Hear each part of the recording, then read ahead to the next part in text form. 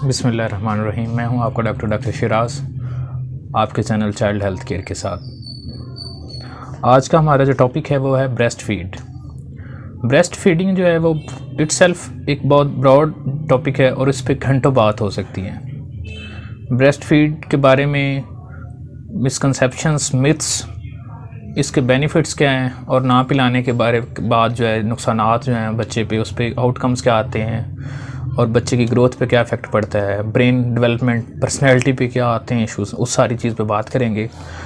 तो breast feed जो है, सबसे पहले बात करते हैं कि ब्रेस्ट फीड जो है वो प्रीमेच्योर बच्चे जो होते हैं, जो 34 वीकर होते हैं, 34 वीक्स की गेस्टेशन के बाद जितने भी बच्चे पैदा होते हैं उनकी सकिंग की रिफ्लेक्स और स्वेलविंग की रिफ्लेक्स आ जाती है, तो वो जो हैं वो ब्रेस्ट फीड कर सकते हैं। 34 हफ्तों से पहले पैदा होने वाले जो बच्चे होते हैं उनकी सकिंग की, चूसने की जो सलाहियत होती है वो इतनी नहीं होती कि वो ब्रेस्ट फीड कर सकें।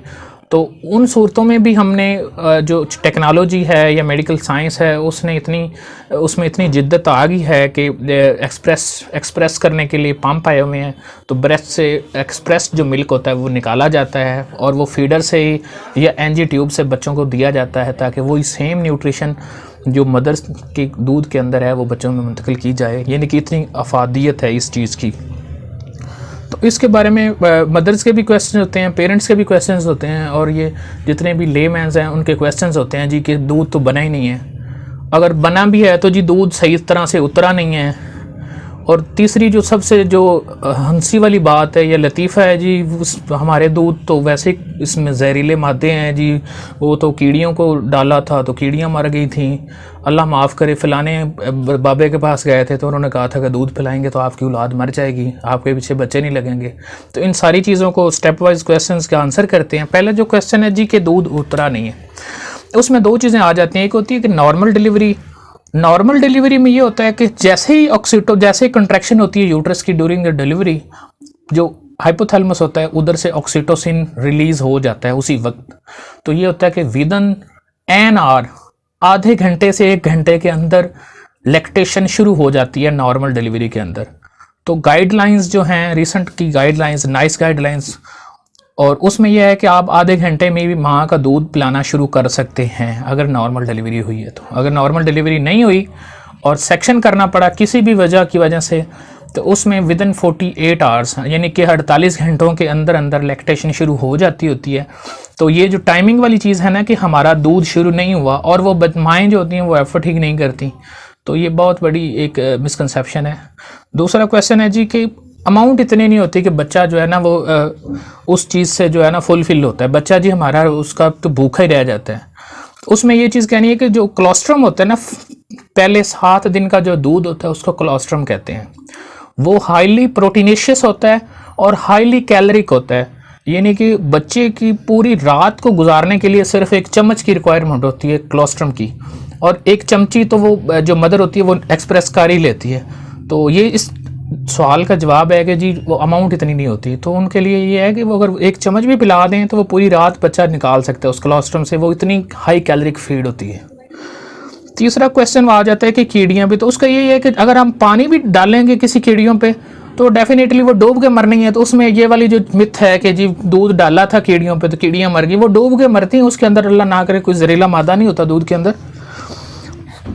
अब फीड करवाना शुरू कर देते हैं तो उसके बाद जो चीज़ें, ख्यालात जिनके बारे में थोड़ी सी प्रिकॉशंस हैं जो रखनी है मदर्स ने, वो ये है कि ब्रेस्ट फीड करवाने के बाद आपने बच्चों को डकार दिलाना है, एटलीस्ट 2 डकार बच्चों को आने चाहिए, और उसके बाद आपने लिटाना है, लाइंग पोजीशन में रखना है। और अगर आप इस तरह नहीं करते तो उससे ये होगा कि बच्चे जो होते हैं वो रूटीन में फीड निकाल देते हैं।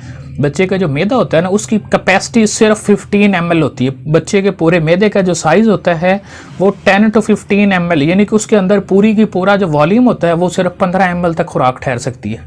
और ऊपर वाला जो उसका स्फिंक्टर होता है, यानी उसका जो ऊपर वाला ढकना होता है वो अभी डेवलप नहीं हुआ होता, वो जाके कहीं 7वें या 8वें महीने में फुली डेवलप होता है। उसका जो पाइलोरिक एंड होता है, एक उसका कार्डिक एंड होता है, एक पाइलोरिक एंड होता है। पाइलोरिक एंड को 7वें और 8वें महीने में जाके उसकी फुल्ली डेवलपमेंट होती है और उसके बाद वो खुराक को अंदर रखने शुरू कर देते हैं। उससे पहले एक प्रोसेस होता है रूमिनेशन, जो जानवरों में जिसको हम जुगाली करना कहते हैं, तो वो छोटे बच्चों में भी जुगाली होती है।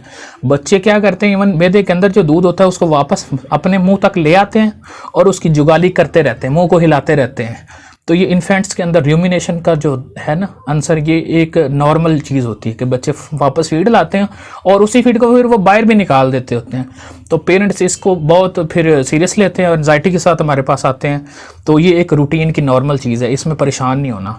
अगर इसमें आप कहते हैं कि जी इसमें पैथोलॉजी क्या है, एब नॉर्मल क्या है, तो एब नॉर्मल ये है कि रोज़ाना एक वोमिटिंग आए और मुसलसल 7 दिन के लिए वोमिटिंग आए और वो भी प्रोजेक्टाइल हो, तो उसमें फिर हम काजेज़ देखते हैं। वो डिफरेंट किस्म की काजेज़ हैं इसकी, तो उसको हम स्टेप बाय स्टेप लेके चलते होते हैं। तो ये थी ब्रेस्ट फीड का एक मुख्तसरन इंट्रोडक्शन था कि एक मदर फीड के जो क्वेश्चंस थे मदर फीड के बारे में रिलेटेड, उसको हमने आंसर किया। और उसके बाद कुछ एहतियातें थी कि मदर फीड अगर करवा रहे हैं तो उसके क्या क्या एहतियातें करनी चाहिए।